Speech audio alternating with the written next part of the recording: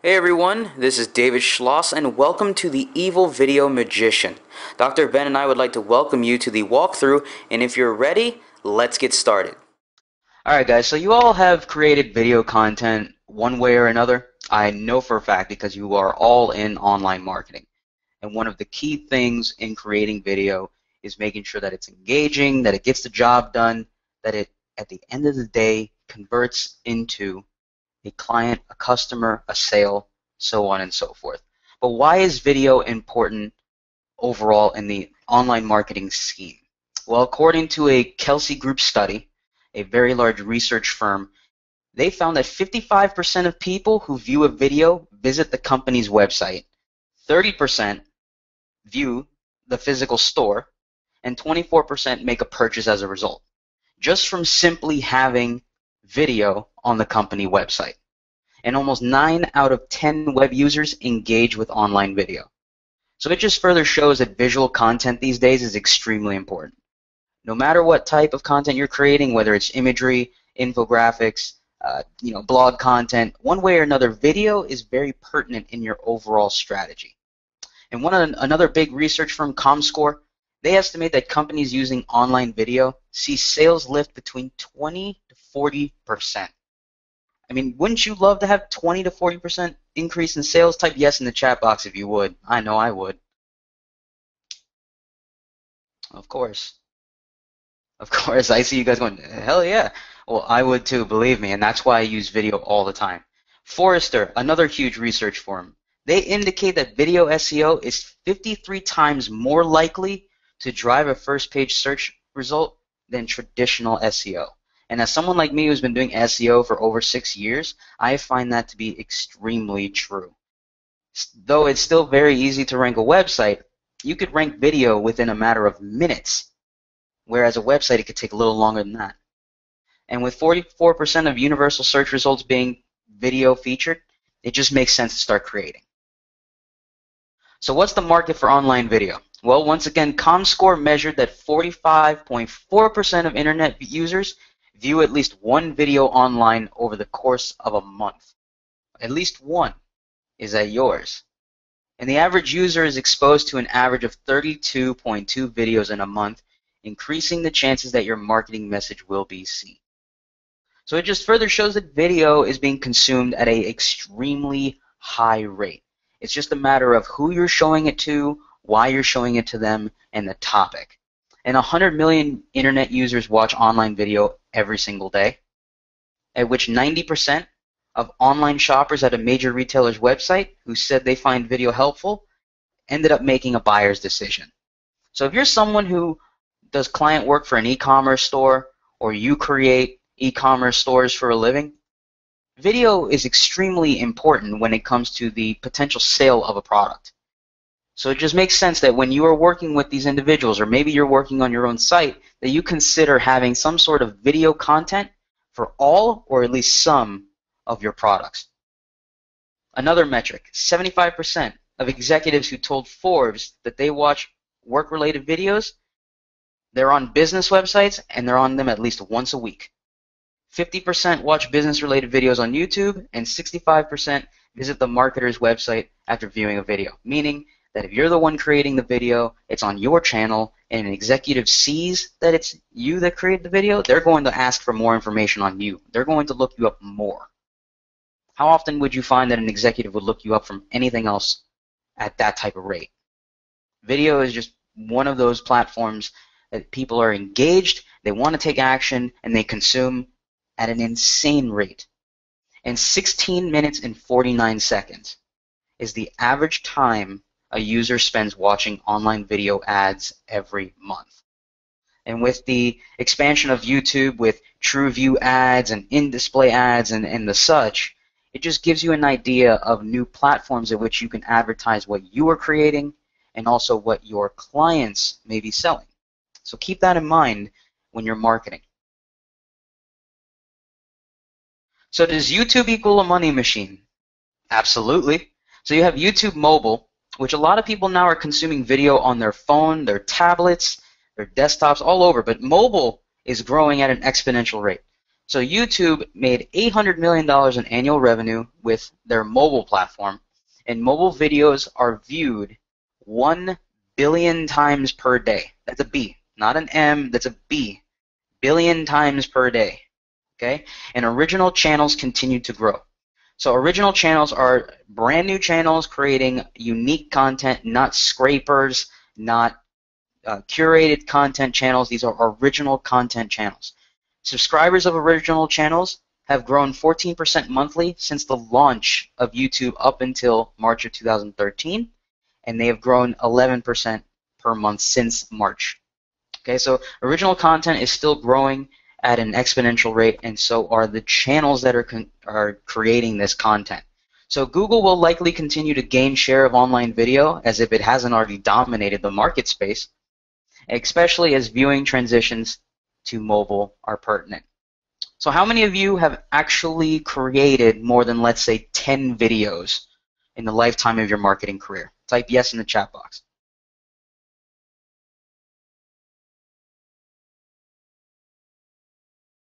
I'm seeing a lot of yeses. That's making me happy. That's good. Perfect, perfect. Yeah, video is one of those things that it's practically in my arsenal every day.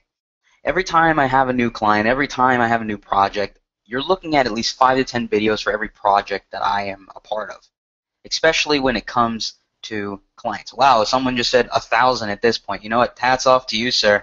That is insane.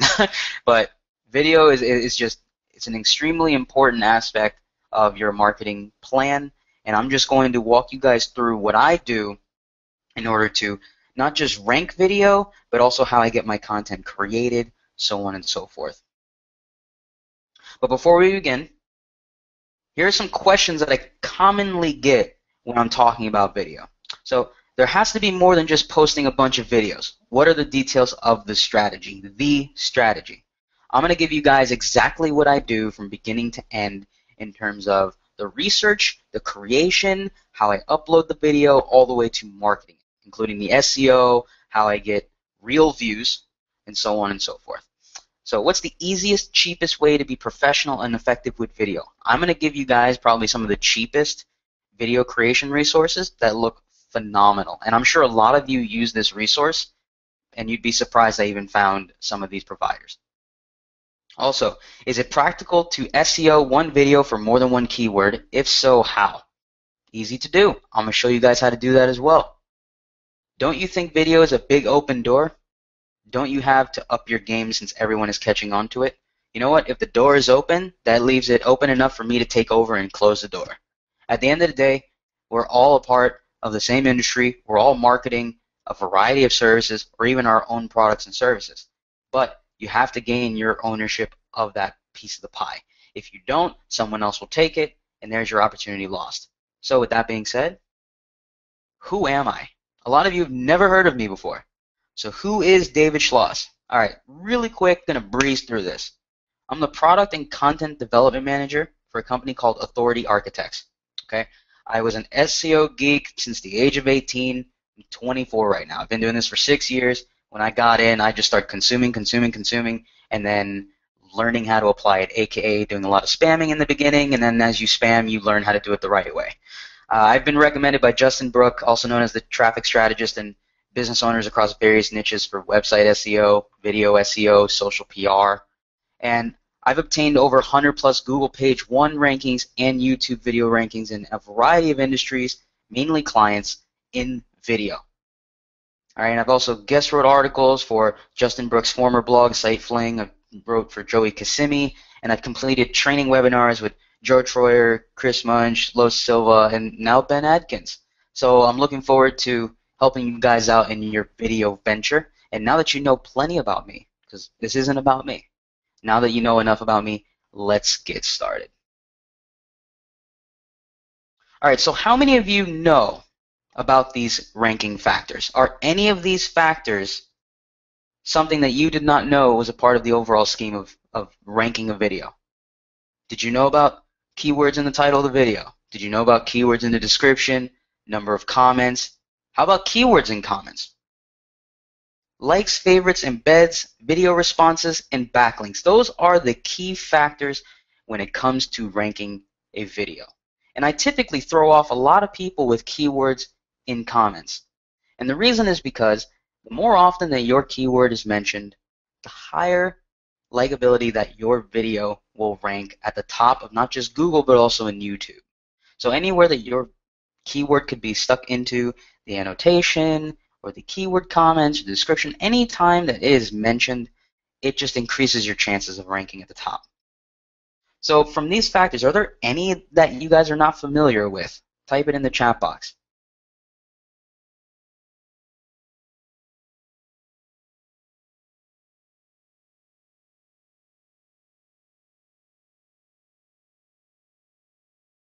All right, good. A lot of you are familiar. That's great. That's great. Keyword and comments. Okay, that's another one.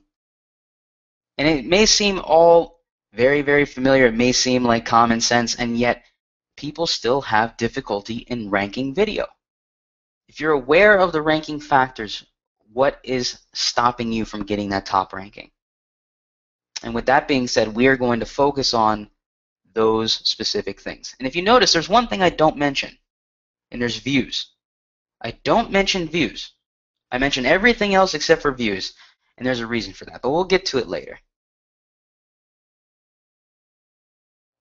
All right, so with that being said, let's get started into how I conduct my research before I even get into the creation process of a video. All right, so like everything else that you do in your business, everyone starts with the Google Keyword Tool. It's by default the one keyword tool that almost everyone on the internet is very, very, very familiar with. So I start with the Google Keyword Tool to see how many searches are being done every month. I typically target emergency niches, 24-hour tree removal, 24-hour like a pet hospital or a vet, or anything that has to do with emergencies, emergency plumbing, any type of niche that has to deal with emergencies, I typically create videos for, especially when it comes to offline. And since we're focusing on that, anything that has to do with emergencies or 24-hour service or instant, anything like that, I typically look up the searches within the Google Keyword Tool to see how many searches are being done per month. And as we all know, typically you're not going to find data for all these terms, but you know people are searching for them. So how do you know this? Another way that I look for different types of key terms is I type them into the YouTube search bar to see if any related searches come up. And if so, that means that there's content being created for those topics, as well as there are searches being done for those topics, for those key terms. All right, so do a YouTube search to see what your competition is like for your key term. And you'd be surprised, there's obviously a lot of other marketers who are looking for the same type of terms because they're trying to rank their clients or maybe do some lead generation for those videos. So look to see what they're doing. Are top ranking videos using LSI, latent semantic indexing, keywords or related key terms in their video descriptions, tags, and title? If they do, write them down. How many views do they have? Write that down. How many comments do they have? Write that down. Everything that you could possibly do for competitive research of the videos in that category for your key terms, put them into a spreadsheet. All right? How many targeted or keyword-rich video responses do they have? And obviously within our niche, most videos do not have video responses. Keep that in mind. That's a big ranking factor, and yet a lot of people leave out the video responses. All right? And once you've determined the keyword that's most important to you, optimize your channel for it. All right, so like I said, put all this data into a spreadsheet, and then typically what I do is let's say I look up 5 videos. Okay, I have all their view data, how many comments they have, how many video responses they have. I take all that data and I average it out in a spreadsheet.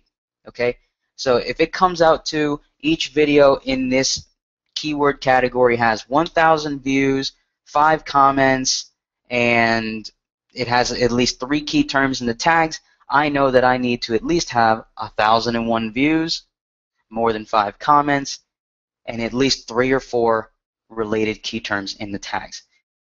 Does this all make sense? Just want to make sure. Type yes in the chat box if all this makes sense. Perfect. Awesome, guys. Awesome. I just want to make sure we're all on the same page here. All right, so someone said repeat it. All right, so take all this information, put it into a spreadsheet, the views, the comments, how many responses they have, how many keywords they target, and average it out in a spreadsheet. Okay, that way you know exactly how much you need to beat for the average video in your category. All right? All right, so once you've determined the keyword that's most important to you, we're going to optimize the channel for it. All right? So your market research tools, before we get on to channel SEO, these are what I use specifically, very easy. I look at trends on Twitter, the YouTube Trends account. I look at the YouTube Trends Blogspot page. You can also use the YouTube keyword tool. It doesn't provide a lot of data, but it does give you a lot of related key terms that you could potentially look into on YouTube as well. And sometimes you'll find some pretty interesting terminology popping up for your lead gen key terms, or maybe even you're just trying to catch on to a trend to do some affiliate marketing. You can also use Google Trends, and a new resource that I'm using now that I looked into not too long ago is the Trends Map. So YouTube has this feature now called the Trends Map, and you could sort the most popular videos by gender, age, and the type of video. Is it being shared a lot, or is it being viewed a lot? And it's about 48 hours of data, but if you're someone who likes to trend hop, or for example, if you have a channel that's all based on the hottest trends in the world or in a specific area, you're able to figure out exactly where it's trending. So if, for example, there's a celebrity in Miami, Florida, and I'm trying to catch on to that wave of traffic and views for that celebrity in my area, I want to create a video as soon as possible and target it in the same areas where all the views are being targeted. So this trends map allows me to really catch the wave if I'm trying to create like a curated account or maybe something in a specific area. All right, this is a relatively new tool. Not a lot of people know about it. All right, so that's the trends map. I just want to make sure you all understand trends map. Important. Look into it.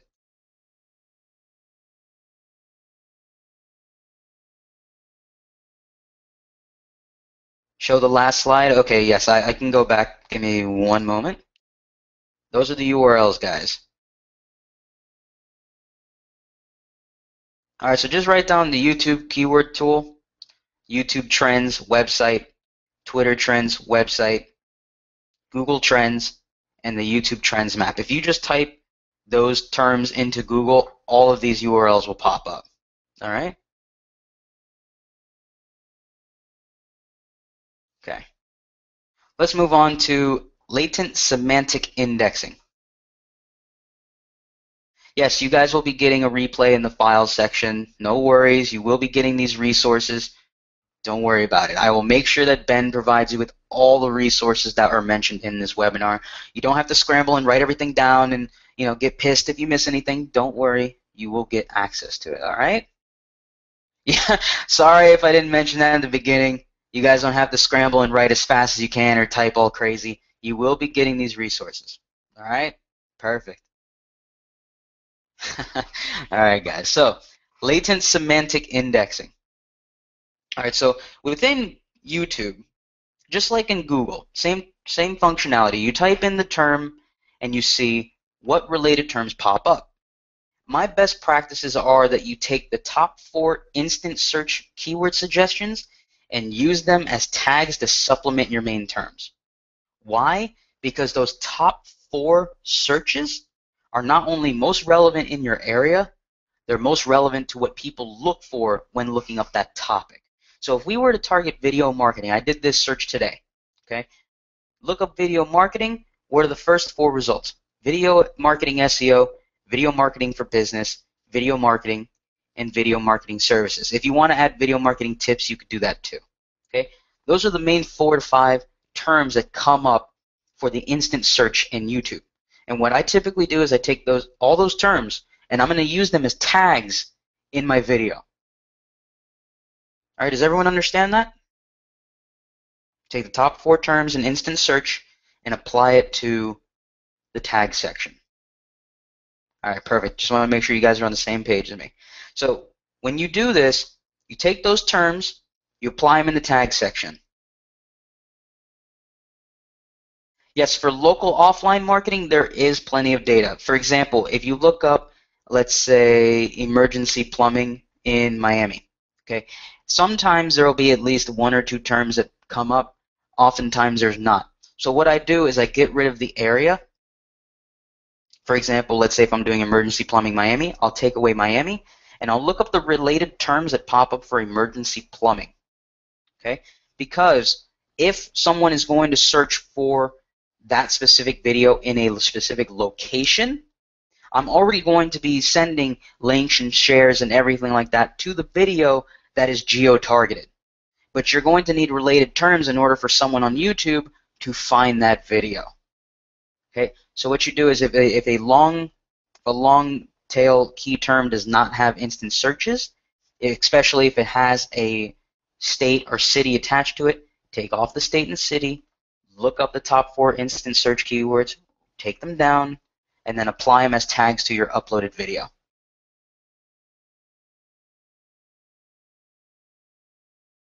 All right, perfect, perfect. All right, so now that we have all this keyword research, we know exactly what we're going to use for our uploaded tags. We know exactly what we're going to talk about on our channel. We need to create our channel. Okay, so this is how you do proper channel SEO. So once you've determined your keyword that's most important to you, your #1 key term you're trying to target, optimize your channel for it. So this is how you do it. You can either create a Google Gmail account with the term in the email and use that same email on the account. So for example, emergencyplumbingmiami@gmail.com. Or in this case, because I just like to use base emails. I don't like to create my email with the keyword in it because I might end up using that channel for other terms. For example, if I have a company that I'm doing all of these videos, I do not want to use that account for only plumbers or only tree removal or any of those things. So with that being said, if you want to create an email simply for that key term, you can, so that way your channel matches it. But in this case, you want to just optimize your channel for the key terms. How do you do that? When you are doing the channel name has the key term. Okay? You use your latent semantic related keywords within your videos. Your channel's video section is a default. Nowadays, you can actually have preset playlists with your keywords in the playlist. You set up all the about section, much like a regular about page, with your key terms in it. Anywhere you could place descriptive text, whether it's in a video, in a playlist, on the channel page, make sure it's incorporating your key terms. All right? Does everyone understand that?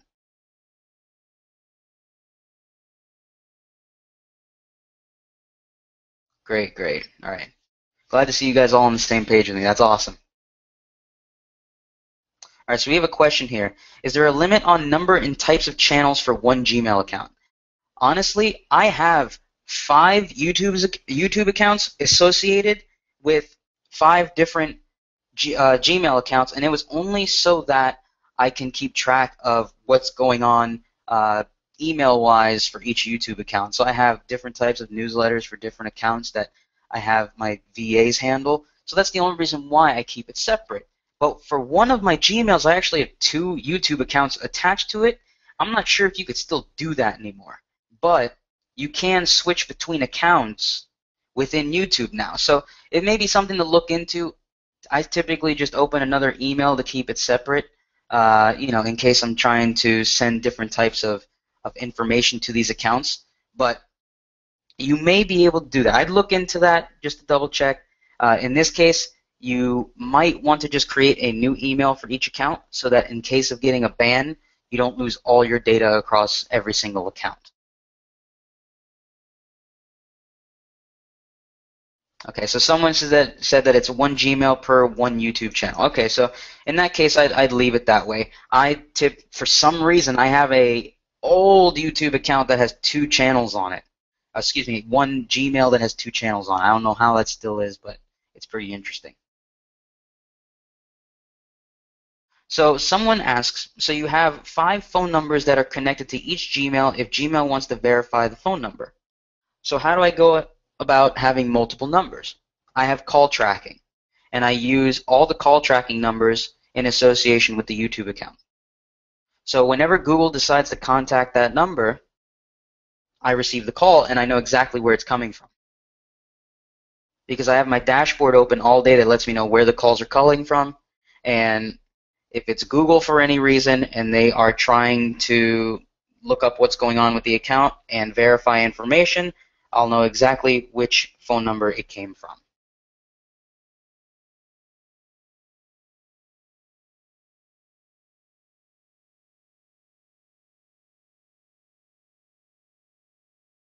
All right, so someone mentioned that it changed last week. I think you can have multiple channels now. All right, guys, so obviously they're making some crazy changes.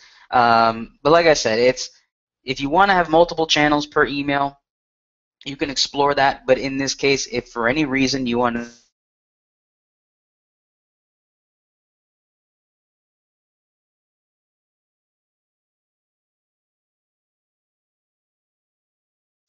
Hey guys, can you hear me? Am I coming through loud and clear for you? Let me know. Yeah, we lost David's sound for just a sec. I'm going to give him a second to get back in. Don't worry about it. We'll get him back here in just a second. How about that for a cliffhanger, right? Like, yeah, I'll mute the static out. Like, that's David totally left us hanging with the cliffhanger. I like that. Sorry about that. It for some reason just disconnected me for no reason. It's okay, brother. It happens. You know, these guys are used to me being in Poplar Bluff, Missouri, where the internet was horrible. So they've had me drop off like a million times. So yeah, Wendy says Google heard you, David. I love it. All right, cool, David. I'm gonna get back out of your way. I love That's it. kind of creepy. That's kind of creepy. It But is kind of creepy. I love it. But All right. yeah, just to finish off my last point, just to finish up these questions with you guys, which call tracking service do I use? I use Analytical Call Tracking by Joe Troyer, and it's run through Trulio. All the numbers are purchased through Trulio, so I keep track of all of those numbers through his dashboard, and it makes it very, very simple for me. All right, not trying to cross promote here. Don't want to get into that. If you guys need suggestions on software I use and everything, we'll keep that for the Facebook group. But yes, I do use call tracking for these different accounts so that I can track where all the calls are coming from. If for any reason it's Google, the cool thing is I can actually keep track of the Google number, so on and so forth. So, are there any more questions in relation to channel SEO? Because I'm going to finish up this last point on sending backlinks to the video page.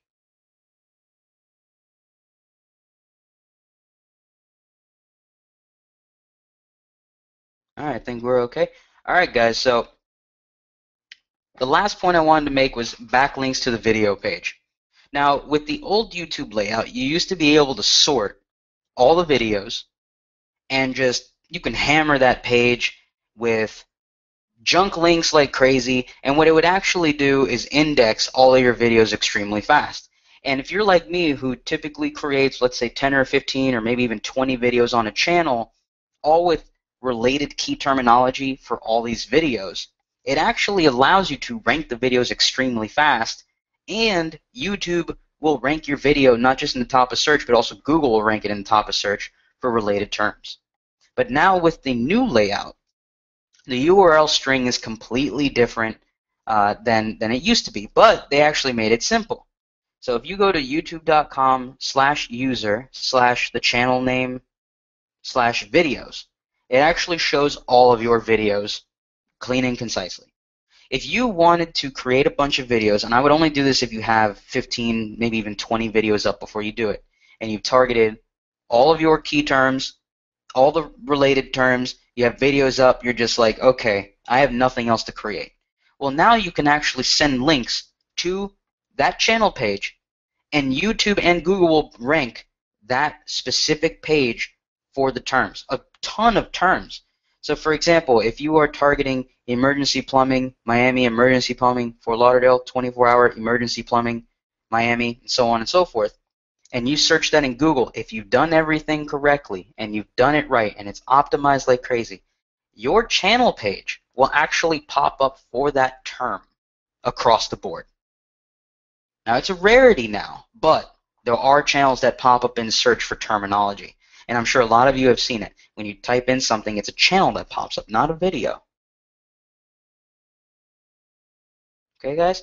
So give that a try. It's still something that works, but you want to set up your channel SEO correctly with the term in the channel name, and also having the terminology you're trying to rank for with your videos, and also within all description sections of your YouTube channel. Okay? So how do you make your video marketing more effective? Okay, so if you're thinking about creating a video, you're like, oh, what am I going to create? A 24-hour emergency plumbing video. What could I possibly talk about that's not going to be weird? Because all you're really going to talk about is, well, you know, plumbing. So think of it this way. 10 seconds. That's how long you have to grab the attention of viewers in your video marketing clip. You have 10 seconds to get someone's attention before they click away. So 20% of your viewers will click away from a video in 10 seconds or fewer. So you're not going to keep everybody. Even if your video is 10 seconds flat, you're not going to keep everybody. They're not going to go, wow, this was a breakthrough. This is awesome. People are going to leave. But you only have 10 seconds to get their attention and make them stay.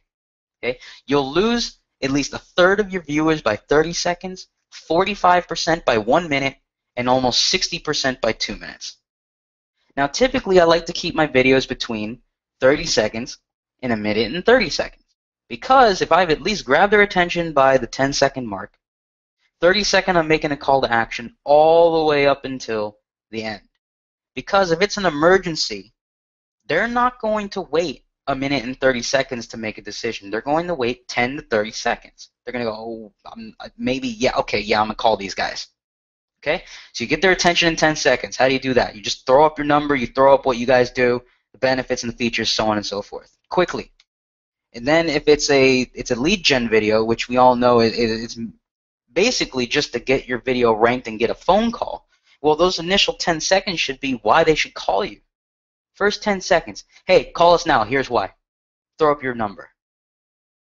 So 10 seconds, get their attention, put it up, and then just don't go longer than 2 minutes. If you have the opportunity to go 2 minutes, that's fine. Just try not to, because these are specifically just to grab attention and rank. And those numbers remain the same no matter how long the video is. Okay? So you can create a 5-minute video with amazing engagement, but we're talking about offline type videos. We're not talking about trend topics. We're not talking about a launch. We're talking about client videos. We're talking about YouTube videos for you. You're giving out tips and features and benefits of all the things that you do in your business. They don't need to be long. You just want to throw them the best that you got as quickly as possible and leave them happy so that they can move on to the next thing or make a decision. But here's the good part. There is good news. So 5 minutes. While desktop viewers tend to stick with videos for 2 minutes or less, mobile users seem to have a longer attention span. Well, why is that? Well, most people who are viewing videos on a mobile device, they're waiting for something. They are bored. They don't have a functional computer.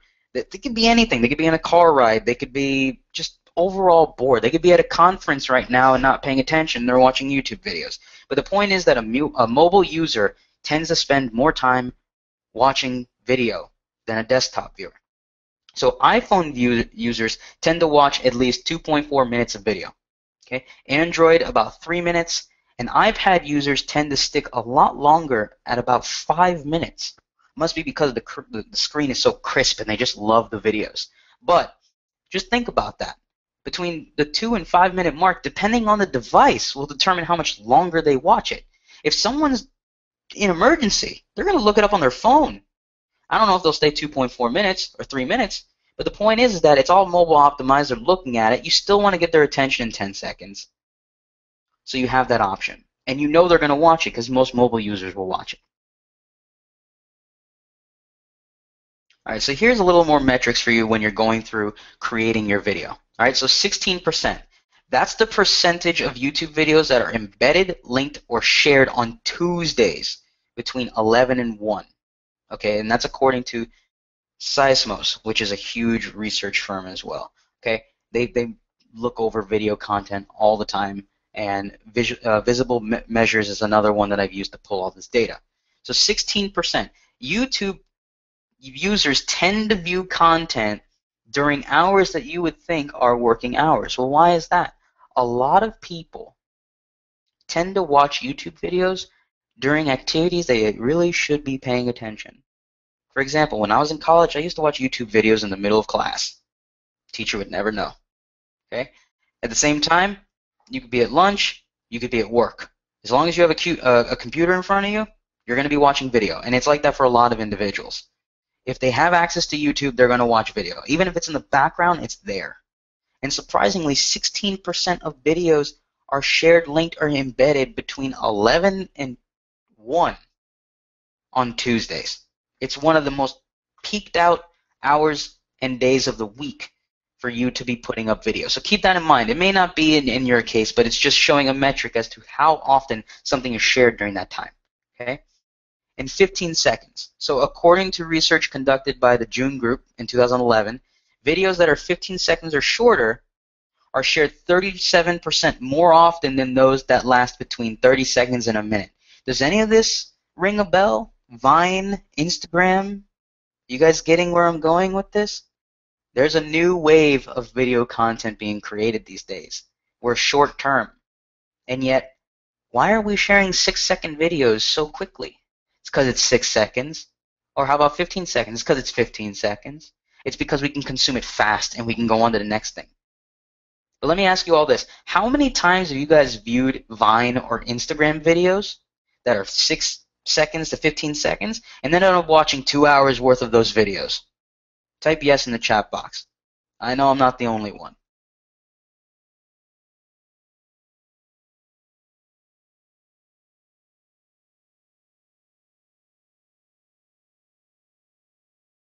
Yeah, see? I knew it. It's one of those things that you just get addicted. And you know, it's not just for short content. It's for anything. You can get stuck on YouTube watching a video series. Next thing you know, you've watched the whole webisode just because it got your attention. So here's the takeaway from all this data. Effective video marketing has to be engaging right from the start. All right. So how do you know if your video is effective? Thank you to Google and YouTube for providing detailed video analytics. Who's watching your video? How long did they stay engaged? Where did they click away? All this provided in the analytics portion of your YouTube account. So there's nothing to lose, and you have about 403% more profit just waiting for you. And that's according to Visible Measures. According to their data and what they've pulled from all their efforts, their profits increased 403% by incorporating video into all of their offerings. So if you have 10 different services, I'd suggest making a video for every service and then using videos to promote those services. Just my thought.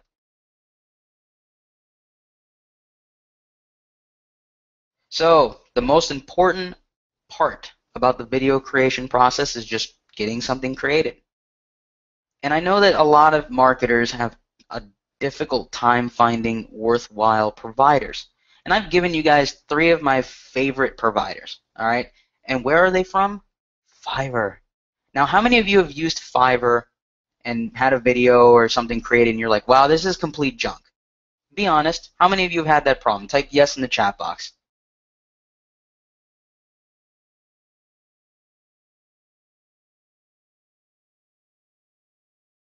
It's an overwhelming amount of yeses. Some of them even in caps. Well, guys, I'm going to save you that headache, all right? I have 3 Fiverr users that I use all the time for my video efforts, okay? Kinetic Innovate, Mr. Explainer, and Accent. Why? I'll tell you right now. My favorite is Mr. Explainer. I don't know how many of you have heard about explainer videos, but they work phenomenally, especially if you're trying to sell an app or sell a specific product, because the video does what? It explains what's going on. And I love that it's $5. I pay the gig extras to get the best possible created video. Sometimes they even add in a transcript and so on and so forth. But I even will pay extra to have them increase the timing of the video. If I have to order 3 gigs to get a minute and a half or a minute, that's fine. I'll do it. It's $15. So these are my 3 favorite Fiverr video creators. Now, what do I use for video if I'm creating it myself? Animoto, not often anymore, occasionally for the most basic video I could possibly create. Camtasia, screen captures like crazy. I do them all the time. I use Camtasia for a lot of my videos. And then Capsules is one that I use to create like timeline type videos. They look very nice. And if you're ever thinking of creating something like that, especially if it's like a collage of all the things you've done for a project or someone you've been with or a client you've been with over time, that's a great resource to use too. Oh, see, someone else has used Mr. Explainer. He did a 60-second video. And wasn't it a great video? I mean, you can't get better than that. He's a great provider. Someone asks, how many Fiverr gigs does it take for 1-minute video? For some providers, a 1-minute video is 2 gigs. It's about $10. For some, it's just one buy, so you can get it for $5. But for them, it's typically, I would say about $10 or $15 for a minute. Someone suggested using VideoScribe Pro on their iPad. Great suggestion. You know, if anyone wants to use VideoScribe Pro on their iPad, more than welcome to. So like I said, these are my main providers, and I use these guys all the time. Don't flood them too much with, you know, too many things. But still, you can always get your videos done through Fiverr. They're quick and easy. Like I said, you don't need to make them too long because they're just trying to get the job done, which is to rank fast, get the point across. Someone said that Mr. Explainer wanted $150 for a voiceover. I think that's crazy because you could have just went back to Fiverr and find a voiceover artist and have them do it for 20 or 30 bucks. So with that being said, before I move on, someone asked a really quick question. David, is there a tool, free or budget-friendly, where you can make multiple videos at one go? Say I have content for 50 videos and want to use the same video template instead of going one by one. Hope my question is clear enough. Absolutely, absolutely clear. Once again, I'm going to have to cross-promote here, but there is an individual who created a software called Video Curation Pro, and right now I wouldn't suggest looking into it too much because it's being, I would say, redeveloped in a sense. It was doing very, very well for a while, and I think YouTube caught on. So it does duplicate your video like crazy. I mean, I used it for a while, and I created like 100 videos in a couple hours. But I would say if you're going to do a multiple video marketing campaign, you want to have something different in each video. You don't want to use the same video across the board, especially if it's going all up on YouTube. You don't want to do that. You want to, let's say, shave time off the video, change the background. And I know it sucks to have to do it 50 times, but it will allow you to re-upload the same video onto your YouTube channel, all because the timing is different and the background is different. It's as simple as that. And you can change the raw file name. You know, let's just say it's Video Marketing SEO. You change it to Video Marketing SEO Miami, Video Marketing SEO Fort Lauderdale. You make little changes like that, and you could re-upload the same video to your channel over and over and over. Video Curation Pro, you know, like I said, I'm just not going to go into it too much. If you look it up, it'll pop up in Google. There's tons of videos and some threads about the software, but you know, just write it down, look it up after the webinar. We'll get into that stuff later, okay? And it's video curation, just to make that clear. All right, guys, so let's move on. So uploading your video. When you are done creating your video or have your video created by one of the awesome Fiverr providers that I gave you guys there, make sure that the raw file is named after your main key term. So in this case, if I were to target video SEO marketing, I would list it as such. I'd capitalize the first letter in each, you know, term, especially if it's link building. Especially if it's you know, trying to rank for a specific term. I'd make sure that each first letter in the term is capitalized for a long tail term. So video SEO marketing. Someone has a quick question. I hate the trashy spam that multiple videos cause on YouTube. I really get annoyed when I come across robotic, automated, curated videos. Pet hate of mine. I think marketers are doing that by a bad thing. Look, I completely agree with you. It was just a suggestion. I wouldn't suggest doing it. It's you can curate, quote unquote, curate your own stuff, and it only takes changing up of something from the background to the timing of the video. So don't go and try and spam YouTube simply because you're trying to get a couple extra hits or a couple extra sales. You do this, as I'm mentioning in this webinar, you guys will be getting clients, you'll be getting calls. You don't need to create 50 videos to get the job done. All right? And yes, if you have music, change it up. All right, so when you guys are doing the title of your video, make sure that the file name is the keyword of the raw file, okay? And when you are putting up the term in the raw file, it also pulls that same name into the title portion of the upload, okay? So you have the portion, the URL field that says video title, and you have to remember that Google truncates the page title somewhere around 66 characters. So you have to keep that in mind. If your video title is way too long, automatically remember that within the Google results you see YouTube dash. So you've already taken away 10 characters before you even start typing in your title. Okay, so you technically have about 56 characters to type in your video title.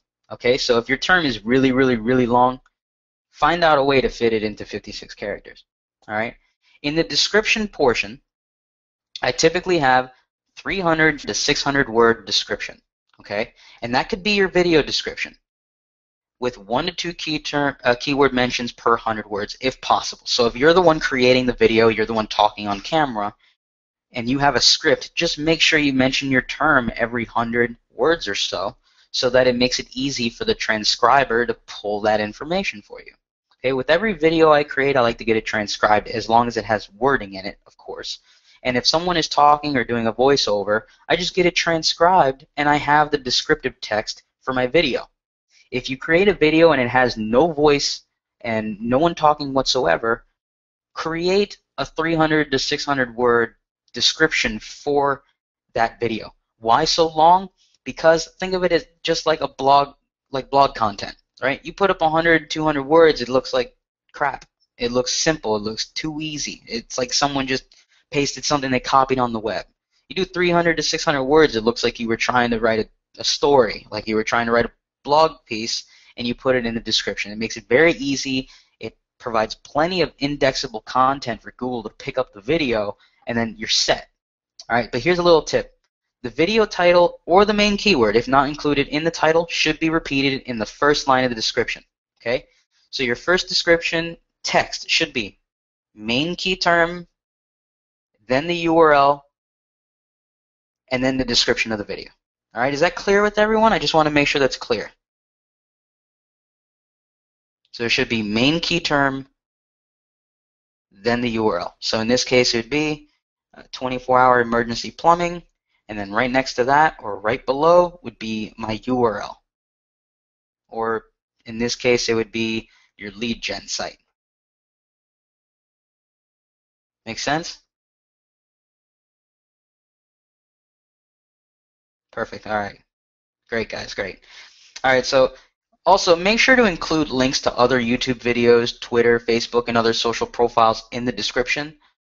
You don't have to put the description at the top, meaning like your 300 to 600 word description. You don't have to put it at the top. If you're simply trying to grow a channel, or you're trying to just have everything be indexed, but you also want to build a following, you can actually add the description at the bottom, meaning all that additional text at the bottom, and just have all your social proof and your main key term at the top, all within that same description box. So you can have your key term, your URL, and then some social profiles, follow me here, like me here, and then have your long description below that.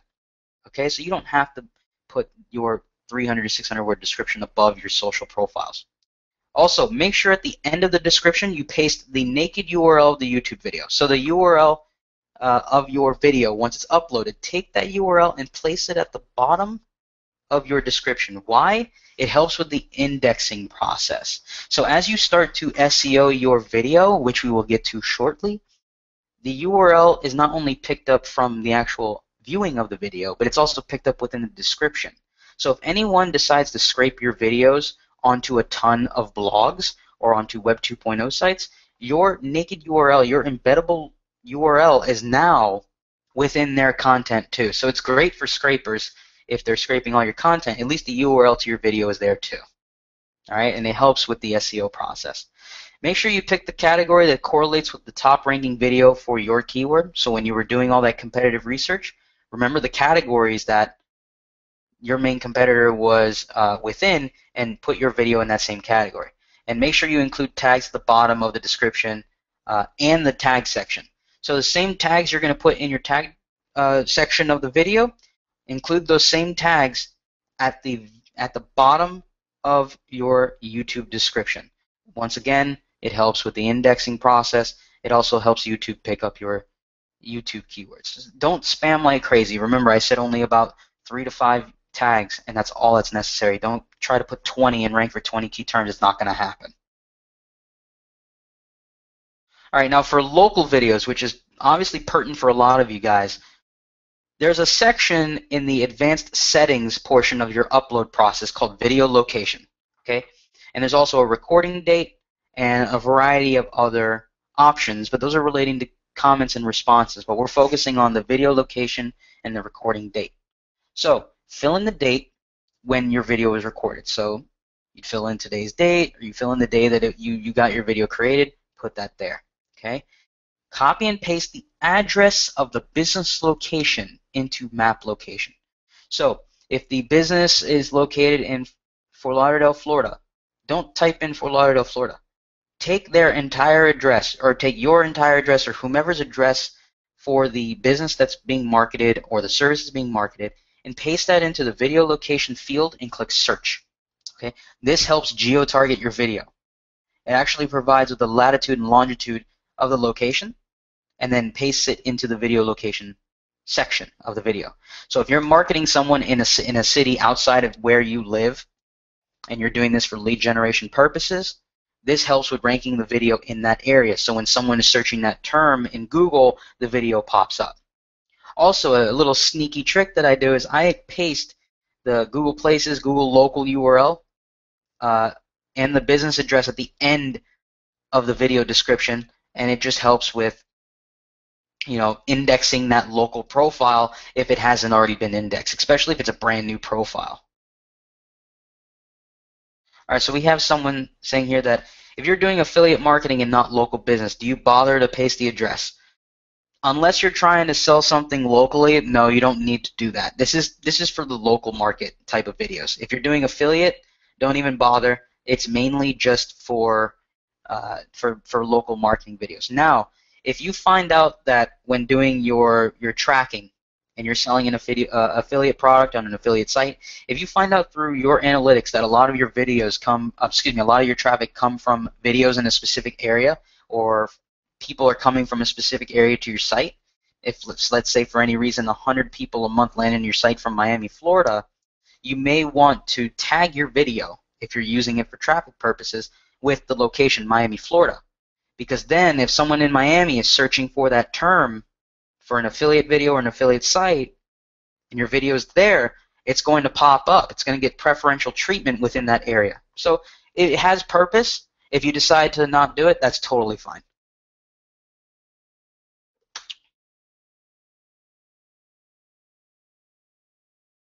All right, so once you've uploaded your video, you've added all the correct text for the title and the description and added all the necessary links, you want to have your video transcribed.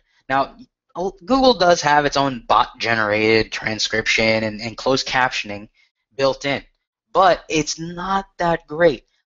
I would recommend having your video transcribed by someone on Fiverr for $5. There are actually providers on Fiverr who will transcribe 15 minutes of video for $5.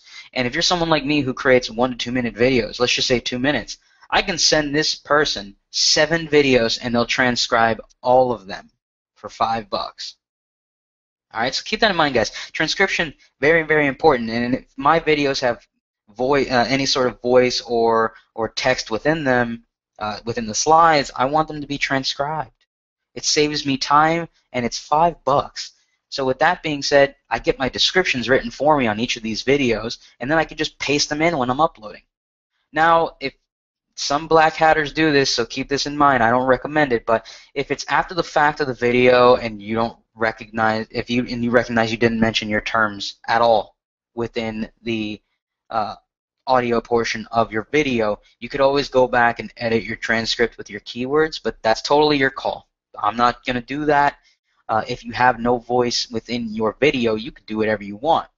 But if you're going to add the transcription within the description of the video, and you want to go in and start placing your own key terms, that's totally your call. All right? So my main tip is include your transcript within the description of the video. It just saves you a ton of time. All right? Now, Google actually created a site called CaptionTube, and it's supposed to automate the closed captioning of your videos. It's still a work in progress. For some people it works, for some it doesn't. But you can also order closed captioning and transcription services through Fiverr for $5. So if for any reason you're trying to be cheap, you can use CaptionTube. Otherwise, I would suggest getting all that done through a Fiverr provider. And the reason why you'd want to use closed captioning is because if someone wants to go through subtitling of your video, you can actually incorporate that into the closed captioning section of the settings, put it in there with the time codes, and as you are speaking in the video, the subtitles pop up. And because they pop up, it actually helps with the SEO of the video. And not a lot of people go back and double check the captions. So keep that in mind, guys, all right? That's my hot tip to you. I would suggest testing it.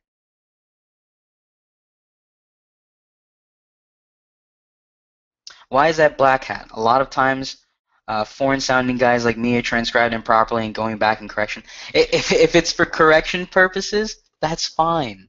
I'm just saying if you're let's say you're talking about emergency plumbing and for some reason you don't mention emergency plumbing at all, you just mention plumbing, right?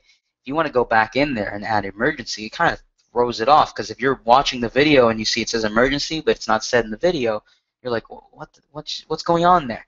But if for any reason a transcription is messed up and the wording's not right and you go back and fix it, that's totally fine. Okay? Just wanted to clarify that. That's fine. All right, so like I said, there are Fiverr gigs such as this one that they will subtitle 5 minutes of any video for $5. And if you guys wanted this specific gig, if you type in the title of this gig, it actually pops up in Google, so you'll be able to find it. Like I said, you will have access to this presentation later, so no worries. But think about this: if you have 5 1-minute videos, you have 5 videos now closed captioned for $5. Very, very simple. All right, so your video's uploaded. You've added the transcription. You've done the closed captioning. Now you're adding annotations, your call to actions for traffic. So within your video, when you're talking, typically the best thing to do is add some annotations, because it sort of throws off the viewer and they start to pay attention to what's going on in the annotation. So in the annotation, add something that's engaging, but you can also throw in your key terms. Those key terms are also found and noticed by Google. They're text.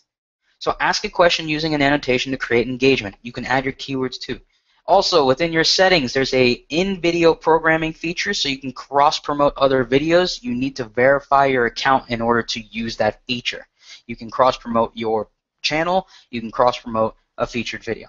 You can also add a subscription annotation to allow viewers to subscribe instantly. So just add a subscription annotation to the top left or top right, and if someone's interested in your stuff, they could subscribe very, very easily. Also, add text within the video pointing to the description box for free tips. So for example, if you have an annotation, have it where it says look below for more free tips and resources, especially if you're trying to send them to a specific URL. Mention in the annotation for them to look in the description box. So include a link to your website. Make sure you verify your Google account so you have these features. And if you're doing affiliate marketing, this is really important. I use a plugin for my site called Pretty Link Pro, and it makes all of my links look pretty. Right? So, for example, if it's company.com/product name, that would show up in the URL of the that URL would show up in the description instead of it being company.com/buy my product right now because it's really, really awesome. Like, that's way too long. But if you use Pretty Link Pro, you can narrow it down and it could just be company.com/product name, and that's it. Someone asked, what's an annotation? It's essentially just like a, you know how opt-in boxes pop up in blog posts, or maybe some sort of like banner is within a video, or just something that gets your attention. You can add these sort of call to actions within your video, and they're called annotations by YouTube. Pretty Links has a free and paid version. I use the paid version. Is it better for your call to action at the end of the video, or just let the viewer contact you from the contact info on your channel? I include my phone number. If I'm trying to get a phone call, I incorporate the phone number in the description. I incorporate it in an annotation, and I have it running all the way through the video. I have the phone number running through the annotation, and then if you have enough characters, add the phone number in the title of your video. If you have space, you can add the phone number in the title of your video. Okay? So title of your video, you can add the phone number. In the annotation text and also in the description, you can have a phone number. Especially if you're doing lead gen, that would be your main call to action, is call us today. And yes, you can also add your phone number and the email information in the About section of your channel, or in the banner ad for your channel. There's a variety of places you could place this information because it's text.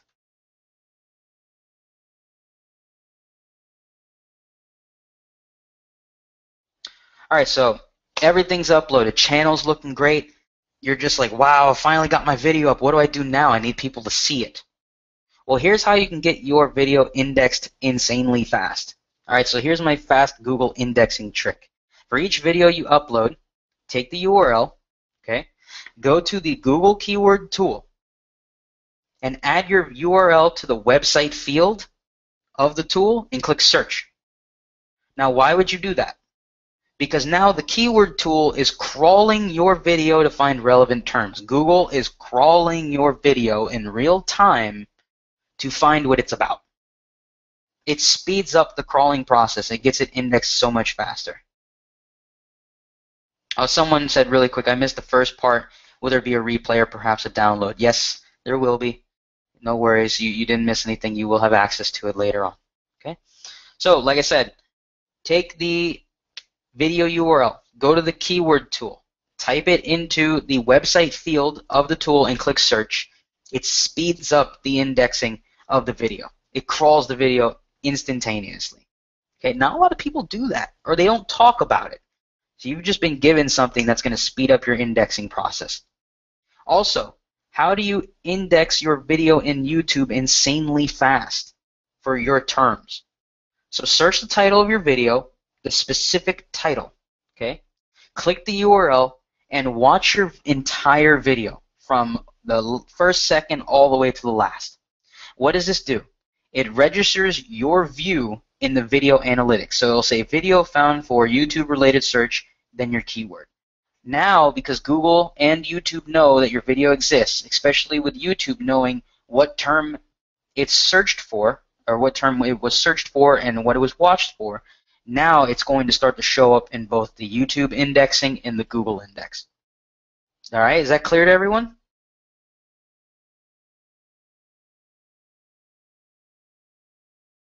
Perfect, perfect. Now, I'm not saying it's going to show up within 5 seconds. Okay, it's not like, oh, yay, awesome. No, it's just going to speed up the crawl, and then they're going to start to index.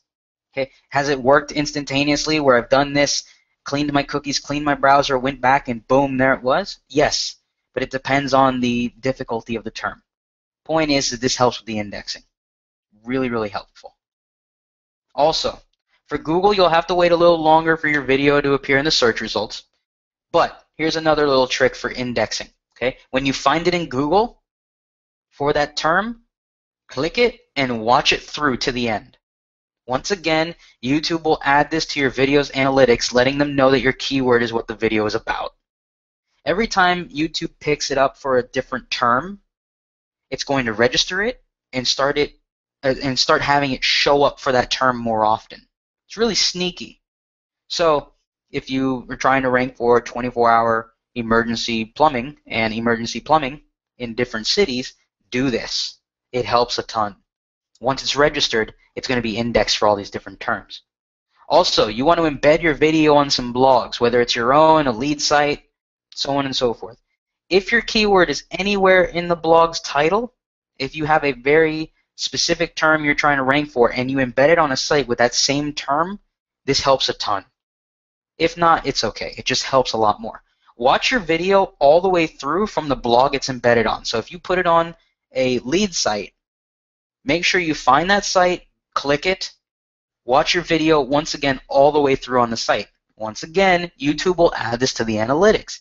The more places it finds your video, the more probability it's going to show up for all these terms in a variety of different locations. And even though it's you watching your own video, you're helping the process. This is all necessary for indexing.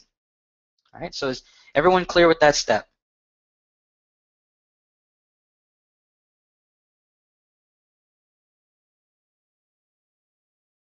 Okay, all right. All right, guys, so here's a little Fiverr gig that I found before we jumped on this webinar. This provider will share and embed your YouTube video in over 40 blog posts with relevant content using his own sites. Now, do I suggest the backlinking part or anything like that? That's up to you. But think about this. That's 40 embeds, 40 different locations with your key term. He's going to provide you with all the information. You go to each of these sites, you watch it one time through, boom, registers in YouTube. Now you're being ranked for a bunch of different terms, at least indexed for all these different terms. It helps a ton. Someone asked, if you put someone's video on your blog, keyword enhanced blog, you get the juice. The one owning the video or the blog post or both.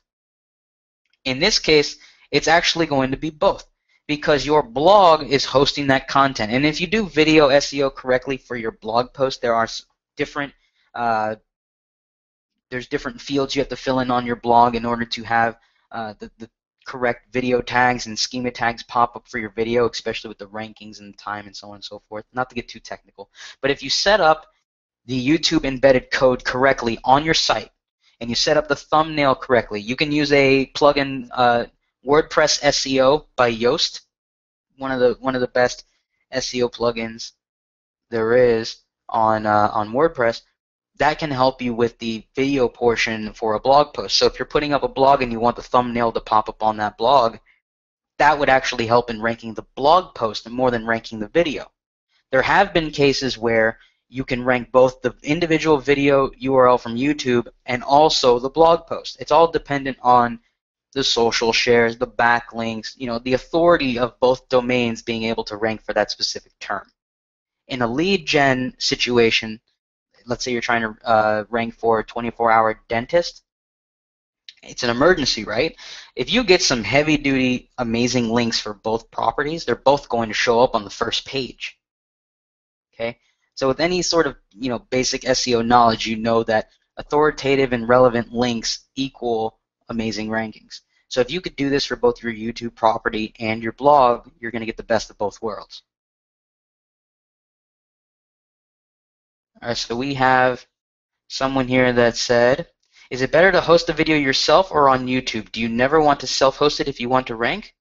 No, you could self-host your own content, but the reason why I use YouTube is because it's Google's property. They rank their own content faster than anyone else. Have there been times that I've ranked another property quicker than YouTube? Yes. But is YouTube the one I get the most success? Absolutely.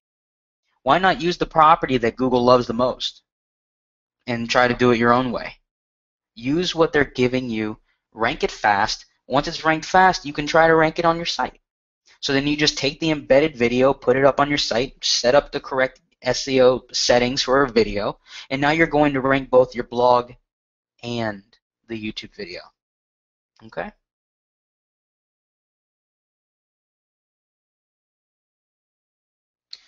Hope this is a question not out of topic. How do you play a YouTube video within Flow Player? Do you display your YouTube video on your website? I personally don't use Flow Player. I use Easy Video Suite or Lead Player. I use both. Sorry, I can't help you with the Flow Player question. That might be something to ask in the group. Maybe someone could help you there. If I want to encourage others to embed my video but still want the watcher to know it's my company behind it, do you have any advice? Well, you want to encourage others to watch it? That's just a matter of having the video shared across the board, putting it on properties where it's relevant to the topic. If it's a lead generation video, you're just simply trying to rank for traffic in order for people to watch it.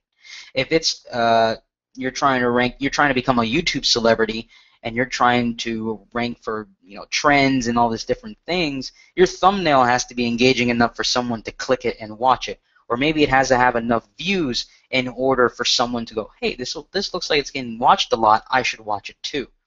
The only way you could really encourage other people to watch your video is if it's relating to something they've already been searching for. And if your title gets their attention enough to have it clicked, they're going to be engaging enough to watch your video. You can't force someone to watch something, but you can only hope that you've written something enticing enough in the headline for them to go, oh, okay, yeah, I'm going to watch this.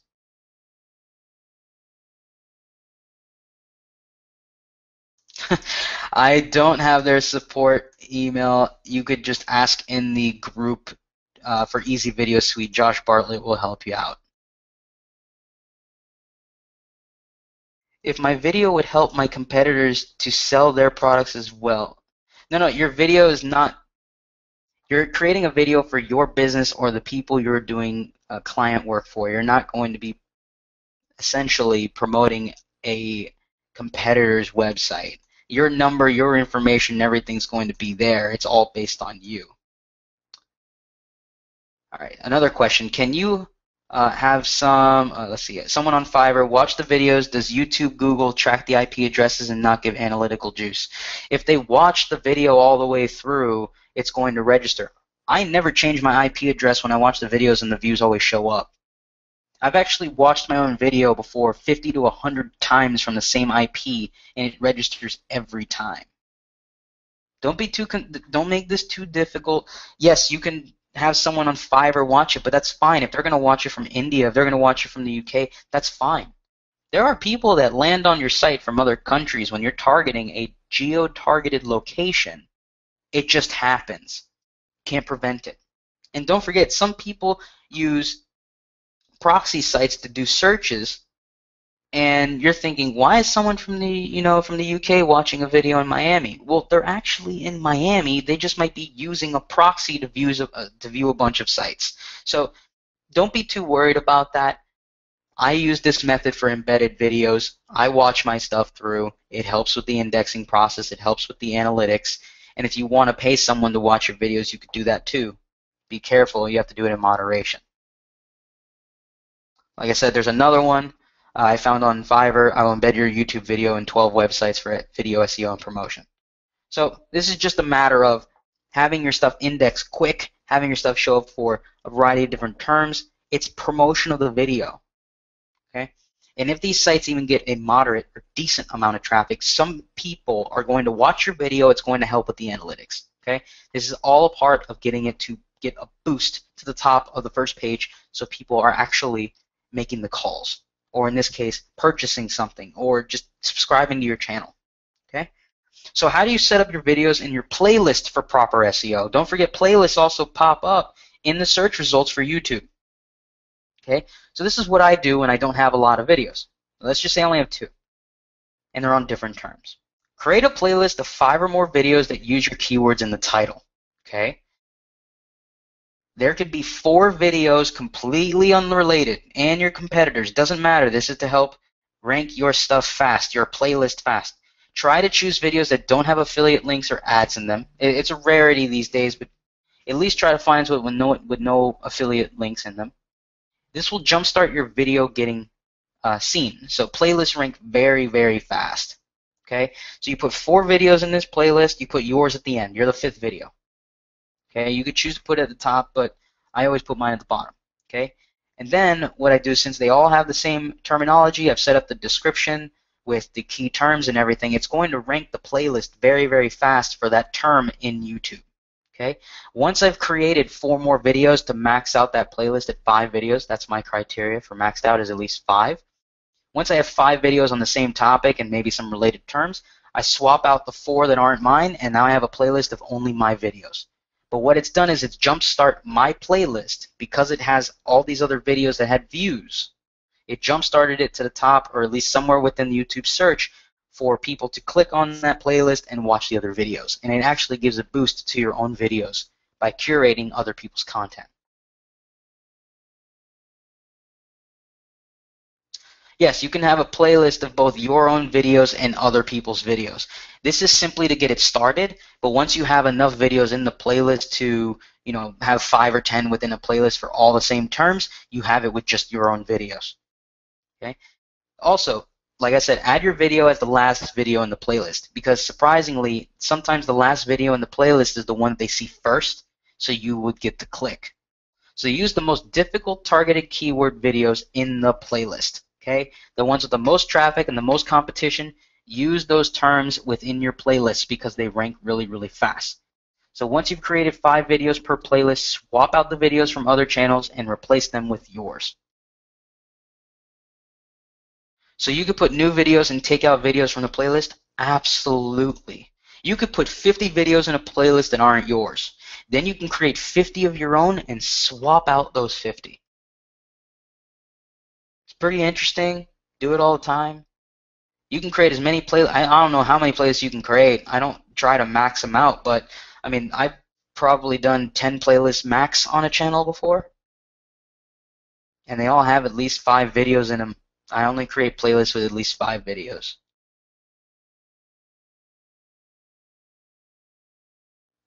So you put the playlist in your channel. Yes, the playlist, now with the new YouTube layout, you have featured playlists on the front page of your channel. So what I'll do is my main keywords, let's say I'm trying to do 5 tough key terms, I'm going to create 5 playlists with those terms as the playlist name. Then I'm going to put at least 5 videos per playlist within each playlist, and I'm going to have my video, if I only have 5, I'm going to have 1 per playlist at the end of each playlist. Okay. Now I have all the main terms on my featured channel page, and I'm going to have a ton of keyword data on my page relating to the terms I'm trying to target, and Google and YouTube are going to rank these playlists because of how relevant they are and based on how many views this playlist is getting from all those curated videos. All right, so we have a question here. Is it a good idea to put competitor videos if you can't find other videos with those terms? Unfortunately, I'd suggest you do. And the reason is because it jumpstarts your playlist to start getting viewers. So for example, if you do dog training, right, you just type in dog training into YouTube, some of the first results you see are playlists with just tons of dog training videos in the playlist. And those are their videos. But in this case, since you're just simply trying to get your jumpstart, your views, you're trying to get some people to subscribe to your channel, you want to put in as much content as you can in the beginning, at least in your playlist, to just get the channel going. So the quicker you create these videos, then you could just have your playlist featured with your own stuff. And don't forget that the amount of views on these videos affect whether or not these playlists are featured. So if you have a playlist full of like 100,000 view videos, it's going to rank really fast because YouTube sees the relevancy of the playlist to the searcher. So they're going to give it top priority because they're going to say, wow, some of the best stuff is in this playlist, just check out the playlist. All right, so we're going to get into what a lot of people who do videos crave. They always want to know about backlink sources. Now, what effect do responses, favorites, likes, and comments have on video rankings? YouTube loves engagement. Now, remember earlier I said, why do I not have views up? Because views these days are also influenced by likes, favorites, embeds, video responses, and even sometimes some of the types of backlinks you create. The individual who's creating them, especially if it's a social share on, let's say, like Facebook or Twitter, the user is going to go back to the site and watch the video. you could fake views fairly quickly. You can get a video to thousands of views and have no engagement whatsoever. But it's the engagement with the views that get the best results. So if a video only has 1,000 views and nothing else, it'll only be ranked high until someone comes along and has a video with 300 views and a bunch of likes, a bunch of favorites, a bunch of embeds, because YouTube prefers the engaging content over the viewed content. Now, if you have a combination of all, you're going to rank like crazy. So that's why I focus on likes, favorites, embeds, video responses, and my sources, which are social shares, anchor text links, anchor text-based links, naked links, and audio links. Now, audio links is not talked about a lot, so I will make sure to get into that. But those are what I focus on for my backlink sources. Now, likes, favorites, embeds, and video responses are considered backlink sources for a YouTube video because they influence the ranking and the placement of that video within YouTube and with Google. So that's what I consider a backlink source. Okay? So for example, remember, when I use Fiverr gigs, I like to diversify, and this is only to give it a push. I'm not going to throw 10,000 subscribers, 150,000 social signals, and all this craziness of the video just simply to have it rank and then be burned. This is a jump start. And I use Fiverr a lot to give my videos a jump start before I start going after legitimate views through, let's say, the video ads program in AdWords, or maybe promoting the video on Facebook, or even promoting the video on Pinterest. What I simply am trying to do is give it a jump start. It looks bad on a channel when videos have 10 views and 0 subscribers and 1 like. So what I do is I jumpstart all of my videos with at least, some sort of likes, subscribers, some social signals. This is one of the more well-rounded packages I found on Fiverr. 100 YouTube likes, 50 subscribers, 110 social signals, and 15 embedded video sites. That's very, very diverse. It's a great social signal package. It even incorporates embeds, likes, and subscribers on the channel, so it doesn't look like a dead channel. All right, so does everyone understand why I try to look for diverse packages? Makes it look less spammy. All right, because some people, they'll buy 50,000 likes, 10,000 subscribers, and it's like, who would watch this channel? It's about plumbing. Why would there be 50,000 subs and likes? That's not realistic. So if you're doing a lead site, some of these videos simply don't need all that. Now, if your competitor has 1,000 views on a video, you know you need to work up to that. But do they have 10 likes? No? Okay, then get some likes. Do they have comments? No? Okay, get some comments. You want to outdo them in everything that they do. Yes, there will be a replay if you just hopped on. No worries, no worries. How do you search for diverse channels in Fiverr? Unfortunately, there's no category that says, diverse providers and things like that. So what I do is this. When I found this specific gig, I typed in embed video, and this came up. I was just looking for gigs that would embed my video, but this happened to have popped up while looking it up. And I just look for gigs that have a multitude of offering within it. All right. Another example, when I do backlinks, yes, this is sort of a severe type of backlink, but I typically like to use SENuke X XCR as a service to do like a heavy backlink boost to my site. And if I'm trying to rank something really, really fast, not to my site, sorry, my YouTube video. If I'm trying to rank something extremely fast, let's say I'm trying to impress a client and say, hey, I'll rank your video in 48 hours and I'll bring it back to you and I'll give it to you for free as long as you sign this contract. They'll say, okay, prove it, no problem. I'll go make my video, get it created, or it's already done. I'll buy a SENuke pack and blast the heck out of it. And what would that do? It'll easily put the video up to the top. Now, this might be a junk channel. It might be something that I'm simply just trying to impress just to get a contract. Is it something that I'm going to keep up forever? It may not stay forever. But I've had plenty of videos that I've blasted with SENuke or brute force EVO and never had the video taken down. But it does put your channel at some risk. So keep that in mind.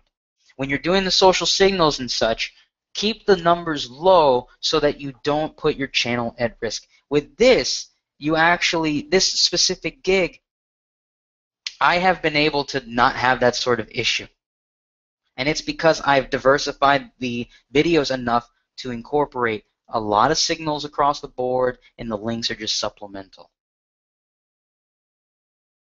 All right, so someone said they did an SCNuke campaign and the video disappeared from the rankings. Like I said, some people, it's just not good. There's no luck on their side when it comes to that. I've done it. My videos have been completely disappeared, and I know times I've done it, and it's been boom, 24 hours, it's there, and it's stayed there for a long time. So there are other ways you can get around this, right? So that's why I do a lot of social shares. So would you just suggest some engagement first, then maybe try SCNuke? SCNuke. Yes, that's why I said do the social signals pack, then this. Because when you get the engagement up, you really think that a lot of these YouTubers with hundreds of thousands of views on their videos haven't had someone attempt to try to blast their video down in ranking? It's happened. I know it's happened. I've seen it happen. I've even tried it. It doesn't matter. If the engagement is high, the comments are high, the views are building up because people are watching it, these link blasts don't even do a thing. I simply use some link blast to impress clientele if I'm trying to do it to get a contract or just say, hey, look, I'm great. But I would do a lot of the social signal stuff just to get a nice little boost, and then try to incorporate more engaging type gigs like the embeds and the social signals like Facebook likes and tweets and all that. Okay, so someone said my sense is that if it feels fake, don't do it. That's totally fine, but it's only going to be, it's going to be extremely difficult for you to have people watch a plumbing video, or a dentist video, or a lot of these lead gen sites. It's like I don't know how you could possibly get people to watch it, especially on your own personal profile. Even if you posted it on niche forums, it's really difficult for people to watch. This is simply to give it that, like I said, initial boost. It helps when getting these types of signals just for the right type of people to find it. You don't need to do the SCNuke blast. You don't even need to do the brute force EVO blast. But it's the simple, if it's a word that's so difficult to rank for that you need one of these things to just give it that jump, it's a suggestion. You don't have to do it. But I always go for the social signal packs. Exactly. The right timing and strategy is great. So you want to make sure you're in a niche that if it has some sort of difficulty, these sort of link blasts can be in your favor. Will it be long term? Maybe not. But if you're in a low competition term type of niche and you're trying to get some calls, do it. Do the social signals and just see what happens.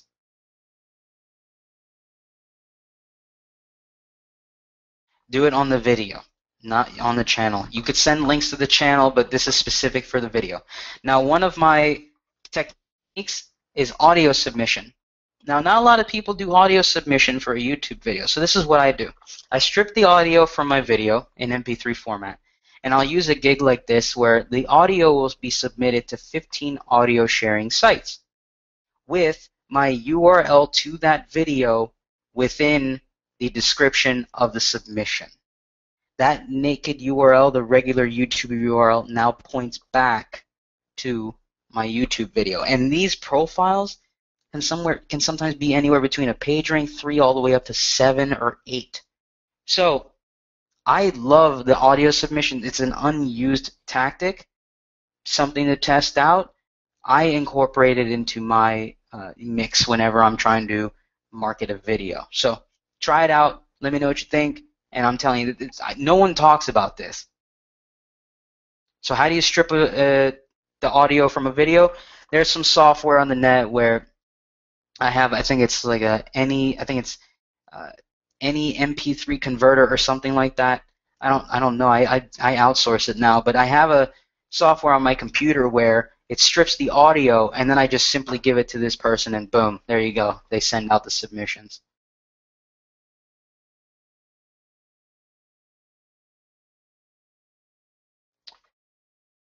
All right, so let's move forward with that. So another thing that I do is if I can't get someone to do a video response for my videos, it's as simple as there. Video responses, buy one on Fiverr, have someone just leave one response. Now this is what I do. Ask the Fiverr provider to watch the entire video. Politely ask them to. You're paying for the response, so make sure you tell them what to use for the title, the description, and the tags. Like I said, it's the engagement. So if you can just sort of get the engagement going, especially with the response, then you're good to go. I'm sorry if it's lagging, guys. You know, it's sometimes the internet connection gets a little weird. But so yeah. Anyway, with the video responses, I usually just pay for one. But it's like I said, a lot of videos these days don't have video responses. And if you're doing a lead gen type video, how many do they have video responses? Not many. So you might as well give it a try. It helps a ton with the engagement, and it helps fluctuate the ranking of your video for sure. Now, optimizing comments is a tricky one. So Google looks at your comments to determine if your video is relevant to the search being done. Okay, so you want to encourage comments or vote up comments that use your key phrase the most. So if there are legitimate people leaving comments on your video, rank up those comments that have your keyword. There are services you can use to buy or earn views, likes, and comments. So like I said, be careful with them. So if you buy views, wait until your video is past the freeze point of 301 views. The reason why is because if you blast your video out the gate, it's going to freeze, and it's going to freeze the account. It may even have the video just be banned and not the account. So if you're going to buy views, just wait until it's past the freeze point. And this also helps keep your account from a spam warning. Okay, just a heads up, guys. So here are some simple tricks for increased retention. Hold a contest where somewhere within the video you say there's going to be a word of the day or a phrase of the day. Okay? Hide the clue as an annotation. Make it a small blurb. Hide the clue at the end of the video. Have the viewers leave a comment and give away a cheap prize. All right? So if you create a video for a contest and you say, hey, there's a word of the day or a phrase of the day at the end, leave it in the comments, what does that do? Shoots up your retention, shoots up your engagement. Every person that views it's going to leave a comment. They're going to leave a like. They're going to do tons of things, and it's going to boost up everything in your account. Cheap prize, $25 gift card. That's cheap. So add the annotation asking viewers to subscribe. Add a spotlight annotation, as it's called, to links to your latest video. And you can also add what they call a speech bubble annotation and tell your viewers to click like or save to favorites. Right? So these are all within the annotation section. How about popularity views? So I talked about this earlier. First people to make a video about a particular topic will get more traffic. So Google Trends, right? YouTube views you as an authority on a topic automatically if you're first. So for example, if Engadget or Gizmodo or Popular Science or a new trend pops up on Google Trend and you make a video quick and you're the first one up, they're going to see you as the authority. They're going to rank you fast because you're one of the first people talking about it. So with that being said, if you're someone trying to, go through the motions of gathering traffic as they come through trends, this is a great way to do it. So you want to catch the trend as it's rising and get a video out quick. There have been people on YouTube who've done this and have gotten press, national press, for being the first video up for a topic. How do you resurrect old videos? Easy. Go back to the old video, add a longer description with more keyword mentions, change the tags using that latent semantic indexing method I taught you guys before, re-index the video with a new title, go to the keyword tool, put it in the website URL, watch the video. The whole same exact method that I showed you before for indexing, you got to do it again. And then create a new batch of backlinks with the new title and keywords. That's how you resurrect the old videos, the ones that have lost their steam. Any questions there?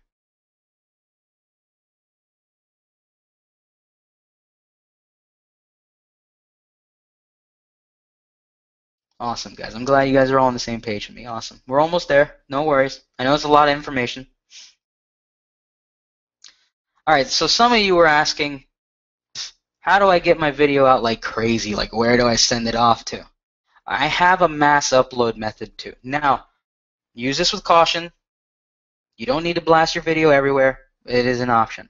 There are 3 main sites that I use if I wanted to do a mass upload. HeySpread, PixelPipe, and OneLoad. OneLoad it used to be TubeMogul. right? So you create profiles on all the sites that are mentioned in the left-hand side. So PixelPipe and HeySpread and OneLoad will tell you need to create profiles on all these sites and then put in your account information, okay? If you're going to do that, you might as well just pay someone on Fiverr to create all the accounts, okay? Both on HeySpread, PixelPipe, and OneLoad. Pay someone to create all the accounts for you. So make sure you use different profiles than your profiles for handmade submissions. So if you are going to post something again on YouTube, make sure it's a different account with a different term, different email, everything. You want to keep this clean. It's a mass upload, so you don't want to have anything affected. So upload the video from YouTube depending on the site, if that's the main site you're using, and make sure you vary the title, description, and the tags on each submission. So basically spin everything, the title, the description, and the tags, so that there's no same submission across all these sites. Keep track of everything in the spreadsheet, so you have all the URLs. And then what I do to index everything, because there's so many URLs now, there's no way you're going to go to Google and do the website method. I use a resource called Backlinks Indexer. It's very, very cheap, things like 15 bucks a month. And I could put in like 100 or 150 URLs, and it'll index all the URLs for me simultaneously. And that's only for mass uploads. Okay, I don't want to spend too much time on this one because that's some heavy-duty stuff. It's sort of along the lines of the curation concept, but this used to work very, very well a couple years ago. Not so much now, but people still do it and have results. All right, so a lot of you are saying, well, how do I get myself some content besides the typical video creation? So I thought to myself, it would be really cool if, you know, maybe I don't know anyone. Maybe I haven't been on a podcast. Maybe I haven't been on a Hangout. There's a lot of things I haven't done. Maybe I should pay someone to be on a Hangout and get interviewed. Now I have some content. Now I can post something on my personal YouTube channel. Now I can share myself in a way. So if you're looking to do this same method with your own personal content, you can. And think about this. If you don't know anyone, you could buy your way into some initial fame and really give yourself a boost. So for example, I found this earlier. A 3 to 5 minute Google Plus Hangout on air, which they're very famous now, talking about your business or website. You pay this guy $5, boom. You got yourself your first Hangout you've ever been on. And once you have access to that Hangout, you can put it up on your channel and do all the marketing. And anytime someone searches for your name, guess what's going to pop up? That video. How about maybe you want to be interviewed for an online TV show? Like I said, maybe you don't know anyone, so $5 is well worth the money to be featured on someone's TV show. All right, so that's another one. It's $5. Going to be a featured story? Hell yeah, let's do it. So, just saying, Fiverr has more than just promotional stuff on there. You could promote yourself. And these gigs are awesome. So, if for any reason you were looking for some self-promotional content, there you go. No problem, guys. I'm just simply sharing with you the same information that I use to promote my channels and myself. It works phenomenally. All right? Another one. I will interview you for a national publication. Now, I don't know if it's actually a national publication, but I'm telling you, it's just another opportunity for self-promotional content. If it's a podcast, let's say it's all audio. Take the audio, you can use your audio editing, or excuse me, your video editing software, like let's say Camtasia. Put your audio in, add some slides with some, video content, or even just a blank slide with your contact info, let the audio run, export it, and there you go, you're good to go. And last one, same thing, professional interview about your business, product, or service. It's just tons of ways to promote yourself that could be turned into a video. And also do the audio submissions. So where do I see video going into the future? How do you enhance your video creation? These are the types of videos I would suggest looking into if you're ever going to do some heavy-duty video creation. Explainer videos, demos and tutorials, typography videos, teaser videos, behind the scenes, movie trailers, commercials, and video graphics. Video graphics are video infographics. I just see these types of videos being the main types that people look for. So if you are considering on doing video at all times, or just that's your main form of content, you want to create these types of video. You no longer have to stand in front of a camera and just talk. This stuff works great. Thank you so much, David. Just amazing, amazing stuff. What I really love about what you did today is it's not so much just pointed at offline, it's not pointed at online. The stuff that we went over, you can absolutely use it to rank videos in any of the instances. I know we do a lot of this stuff with ranking videos, and we actually use it to rank the videos for local businesses so that they get calls. So we do call tracking and pay per call. But also use some of these techniques to rank things for affiliate sales. So what I love today is what we went over with the Evil Video Magician is basically how to do this for anything, and in the techniques that you taught on the call today. I just think it's great because of what you're able to do and how well you're able to use everything that you talked about to go out there right now, rank videos for pretty much any purpose that you want, whether it's online or offline uses. So good stuff, and thank you, David, for showing everybody all this stuff. And guys, go out there and use the stuff you learned today in the Evil Video Magician and blow it up. All right, great stuff, David. Thanks again, and thanks to everyone that was live on the call, and for everyone that's going to be watching this afterwards. Please, please, please use this stuff because I know we're using it to just kill it right now. And thanks again to David and everybody involved. All right, talk to you soon.